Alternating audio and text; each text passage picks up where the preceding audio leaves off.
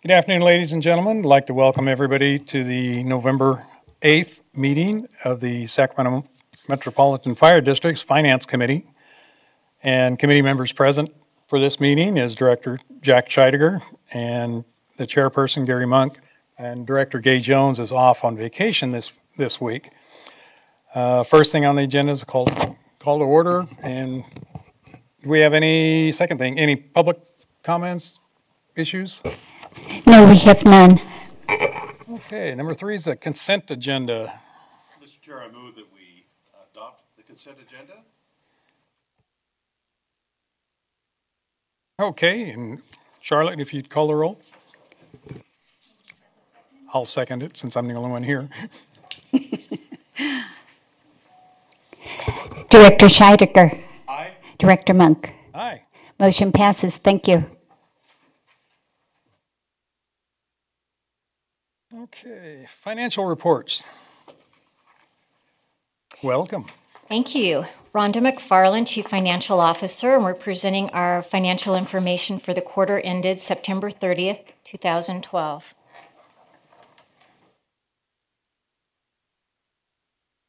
Pretty charts. Purple line is our current year cash, and then we also show the history for the prior 2 years. And we presently at the county are in the negative and awaiting our property tax money that should come in early January. So we're at almost minus $2 million.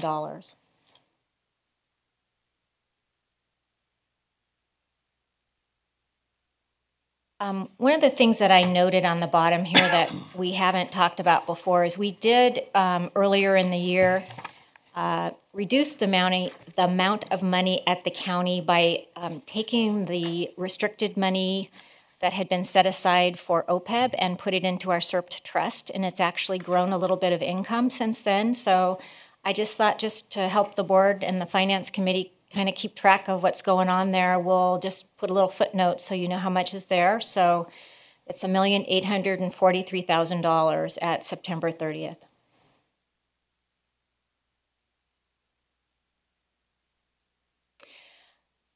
Okay, so this is our reserves. It doesn't include the money that we talked about last meeting that was coming from a debt reserve fund.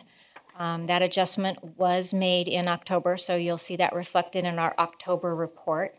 One of the things that I did note in your financial packet is, and we'll be talking about a little bit later, is our fiscal year 11-12 audit is ongoing, and based on how things come out in that audit, we are making all the accrual entries and didn't have that information at the time that we forecasted the beginning number. So that could very well be adjusted somewhat depending on the outcome of the audit.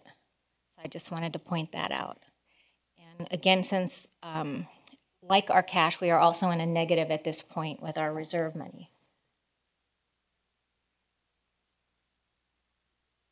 Okay, talking about the general fund revenue, we continue to do well with our medic cost recovery money for the EMS transports. So it totals $6.2 million for the 3 months, and that's up $1.4 million from the prior year, or a 27.9% increase.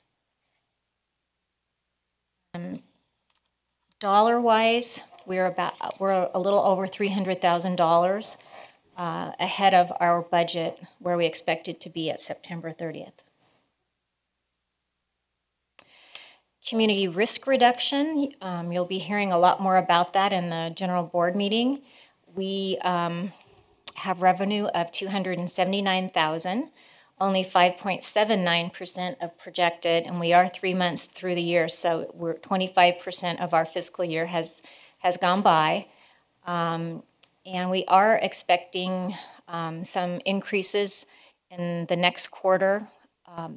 Took a look at how much in total we've billed just on our self-inspection program, and we have outstanding about $700,000 that has been billed and is pending collection, and most of that is fairly current. I think we only had about $164,000 that was delinquent, and we do have collection procedures in place. We're trying to be as patient as we can with people since this is a new program and they haven't had to do a self-inspection before. We'll be talking about the benefits that the business community gains from that during our regular board meeting, but we haven't been we are doing a lot more than we've done in the past, and so we are giving people the benefit of the doubt as far as collection goes. Look at the sheet that we had in preparation for the meeting. Our receipts are down for same period over the prior year. Is that correct? That is correct. And is the explanation largely inherent in what you said, the outstanding billing, the collections that we have in process? That's going to remedy that? It sounds like. I mean, you're talking about a significant amount. It will, because we did budget significantly more than we have in prior years, but we have Right. two different things going on in this account. We have the self-inspection program and our inspections, but we also have plan review numbers. So plan review numbers do not come in evenly during the year. Okay. So you can see erratic numbers, and it doesn't necessarily mean that you won't achieve your budget by the end of the fiscal year. Okay, that portion is erratic, is what you're saying. The other portion was the self-inspection wasn't in place in terms Right, of. and there was that's a gonna little bit of account for the startup difference. time on getting the information out to people and Right. and the process of sending the bill out, giving them 30 days to do their self-inspection, and then at that point they're supposed to submit their payment. So a lot of it's because of the newness of the program, Chief? Well, it's the newness of the program, but it's also the fact that we didn't send the bills out until delayed into the year. Probably the first quarter had gone by, or how do I want to say this? We really didn't get the bills out until probably the end of the first quarter, so to speak. We were a few weeks to a month or so behind. When you put those bills out there, we also sent them out staggered. So I believe they sent out about 2,600 at a time. And so that is a delay because you don't have the full load out there, and then the payment process. The other part that will come in later on, of course, is that was unexpected, is 30% more people wanted us to do the full inspection in person. So that's going to even take more time. But the reality of the issue is that eventually that income should arrive and be in this fiscal year. So really my question or my point is, it looks like there's a slight decline, but based on the explanation, no panic. I mean, we've Right, got it covered. right. We see why. It was absolutely a good question to bring that to everybody's attention. And I have one of the reports from the portal with me, and we've so far on these self-inspections have just collected $35,000, and that was as of earlier this week. And of the amount that's not collected, about $700,000, there's only $164,000 that's over 30 days from when it was billed. So, like the chief said, a lot of it just got out there. Right. Okay. Thank you. Chief, when we get the request for the on-site inspection, what's the turnaround time that we're dealing with once they send it back to us and notified us that they want on-site inspection?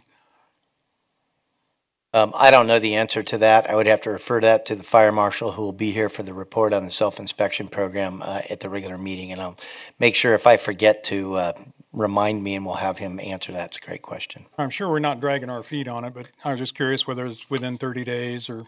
I can say that in regards to the self-inspection part, we've really been dealing with the issue of we staggered them out there so that we could personally deal with people when they called. Instead of pumping 10,000 deals out at once and people being put on hold and people not getting back, we did it, I think, at around 2,600 a clip, so that when people got them, they had questions, we could personally address their issues and give them that personal attention that those business owners deserve.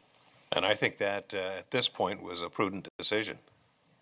Yeah, I've got a couple issues that people called in with. One was, Chief, I'm not sure whether you know or you want to wait till Ray gets here, is on businesses that are operating out of private homes, whether they fall into this or not, because the form really wasn't clear on that.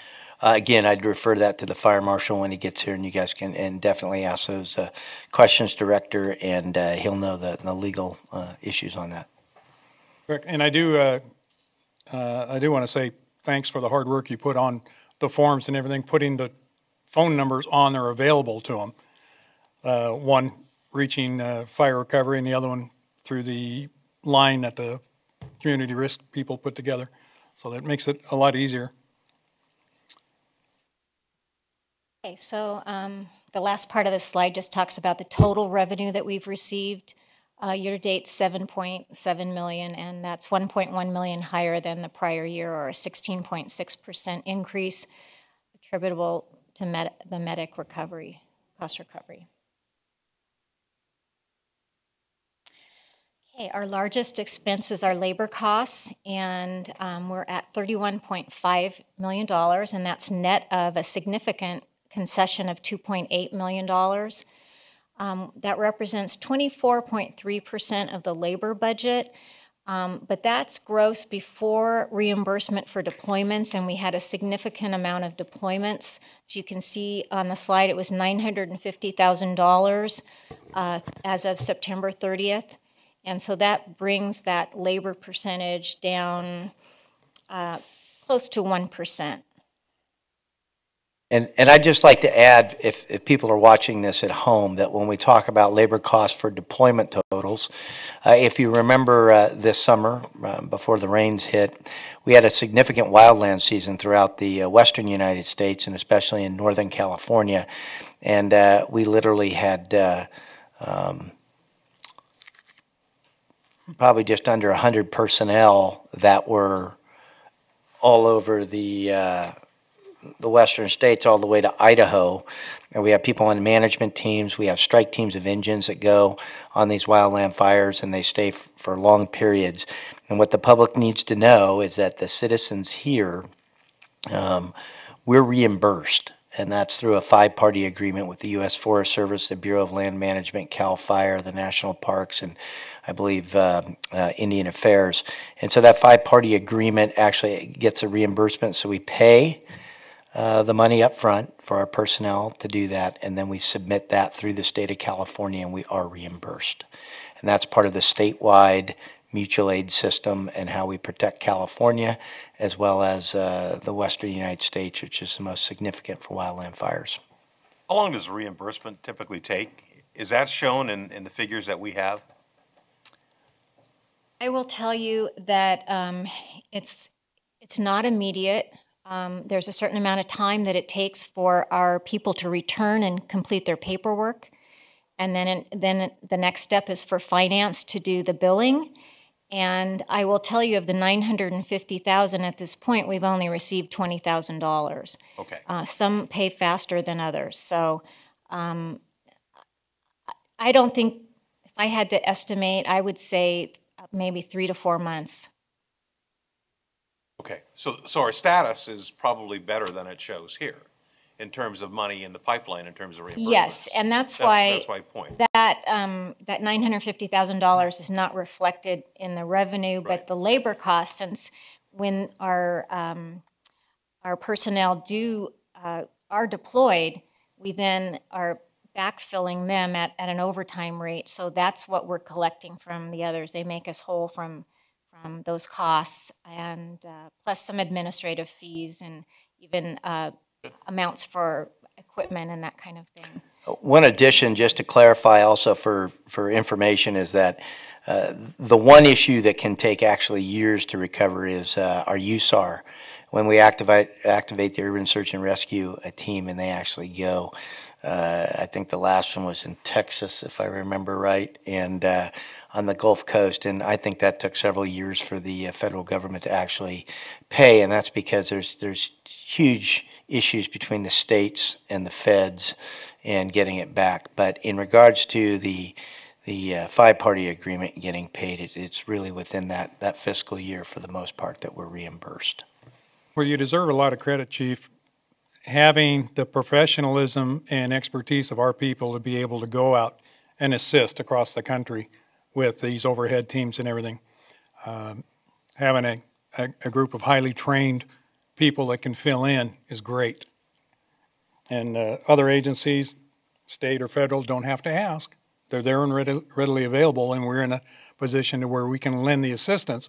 It's not a situation where we want to say no, because we live here in California and we have a lot of potentials here, whether it's wildland fires, earthquakes, or anything else, and we may need assistance.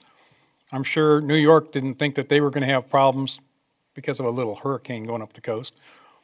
But look at the amount of people that had to come in and help out there, and it's all part of the brotherhood, part of the family.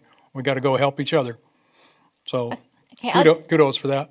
Thank you. The only other thing I'm going to mention on the whole labor cost thing is that one of the things that I learned early on here is to keep an eye on our numbers for our constant staffing, which is the backfilling of positions when people are absent, not only for a deployment, which again we get reimbursed or we're made whole, but if they're ill or on vacation and so forth. And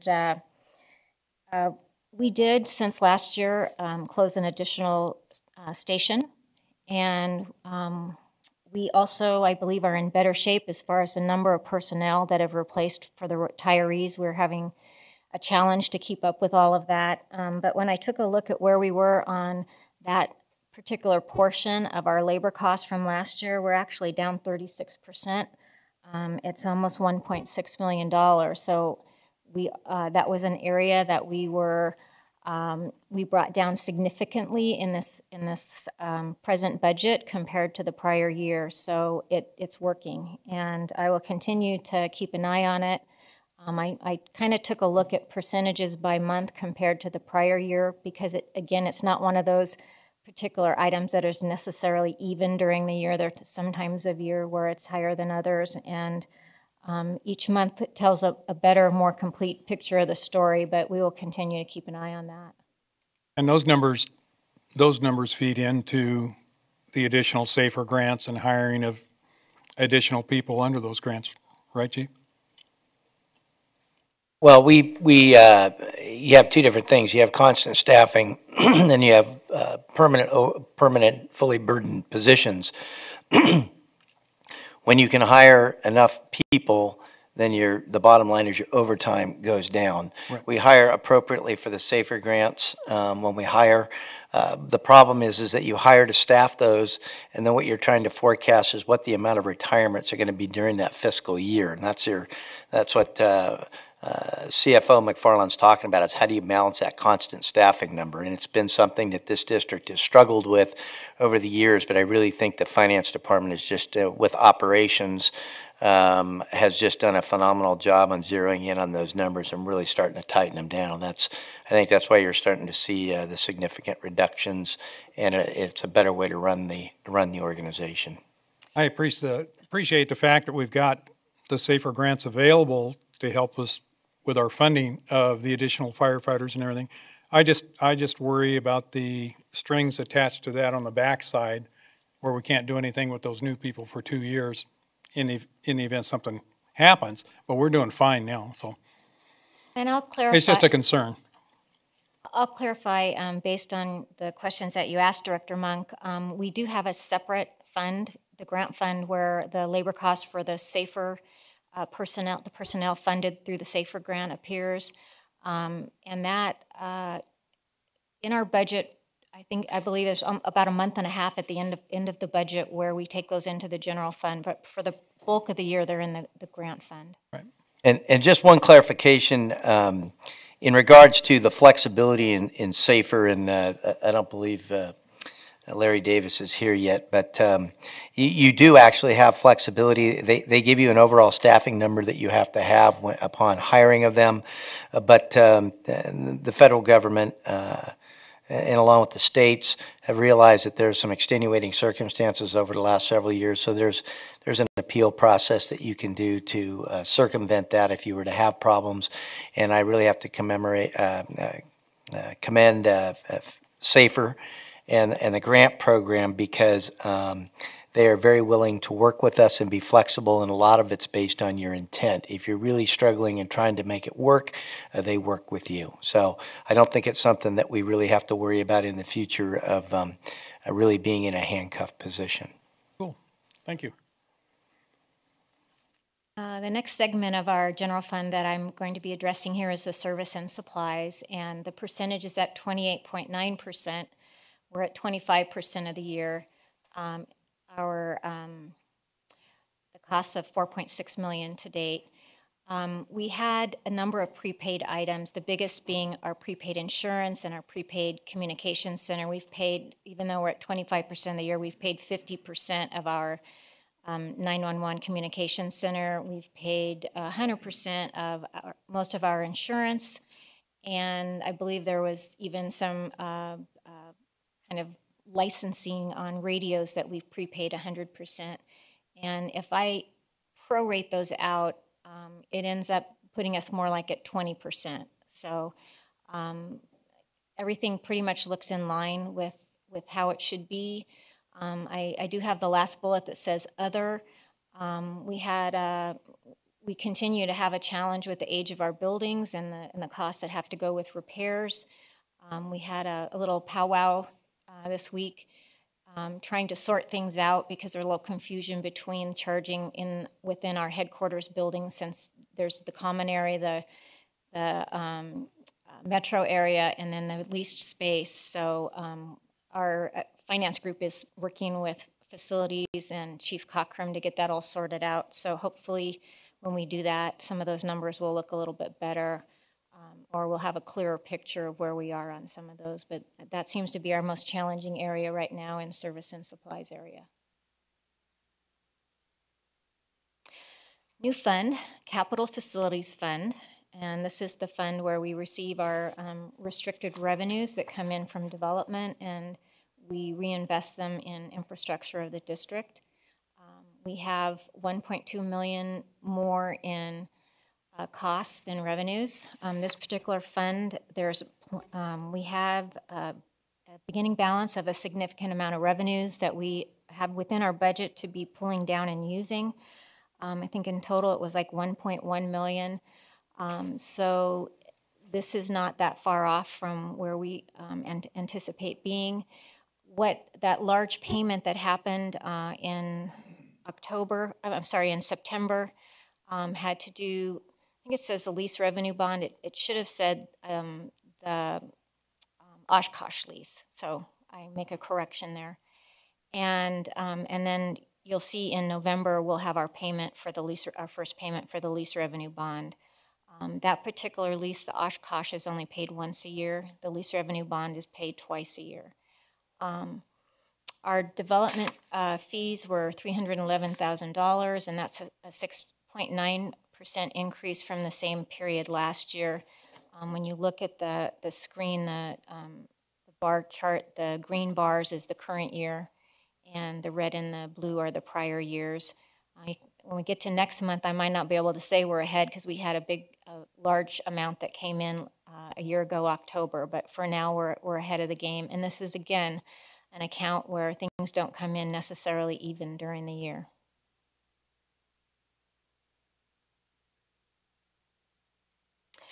Grant activity. This is definitely a success story for our district. Our community has benefited by $3.1 million year-to-date in grant funds from grant awards that we've received in previous years. And we have a balance of $8.2 million that is scheduled to be spent later on within this fiscal year. It does include that SAFER grant that was mentioned earlier. In addition, we had an opportunity to apply for an additional SAFER grant and also an assistance to firefighter grant. And so we have $6.1 million that we've applied for, and our pending notification, if we were successful or not successful, is definitely a competitive area. We're keeping our eye on it.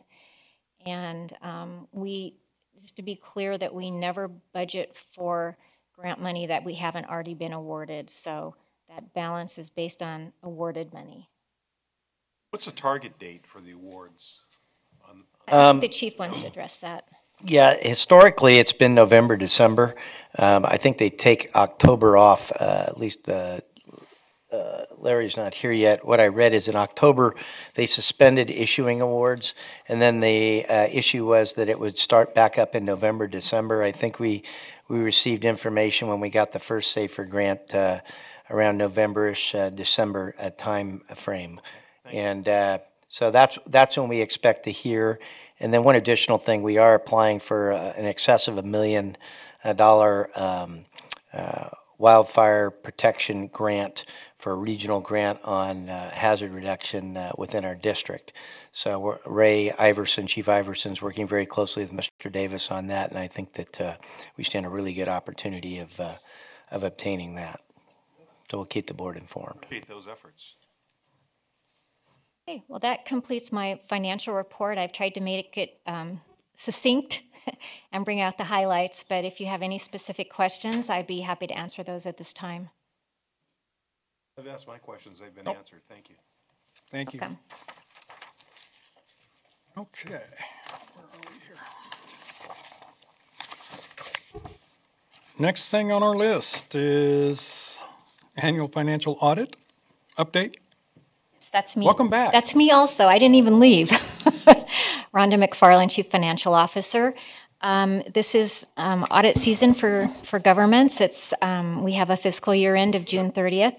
And so we've been in preparation. There's quite a lot of preparation that goes along with an audit. We basically this year took on doing all of the accrual entries that in the past our district has paid the auditing firm to have staff to do that. Not the same ones that were actually performing the audit, but others. And we've taken that in at a savings of $50,000 to $60,000 to the budget. It's definitely time-consuming, and we did have the auditors on site last week asking their questions. We prepared a number of schedules for them, and we are continuing to prepare additional schedules. So we do not have every single entry done at this point. It's been very labor-intensive, and so they will be returning on the 19th to complete their field work. And we had an ambitious goal of trying to get the audited financials out by Thanksgiving. So now it's going to be a Christmas present instead of by Thanksgiving, if all goes well from this point. And a couple of the weeks delay were actually the auditor scheduling issues. So anyway, it will be well ahead of what you've received in prior years, and it'll be another subsequent year. Maybe we can hit that Thanksgiving, but I just wanted to let you know what was going on with that. Well, I appreciate the efforts. Okay, next agenda items for the next meeting. Do you have any, Jack? No. Chief, do you have any agenda items for the next meeting? Okay. And the next meeting will be December 13th, 2012 at 5 o'clock in this building. If we have nothing further to come before the board, we'll adjourn the meeting at 5:35. 5:35. Thank you.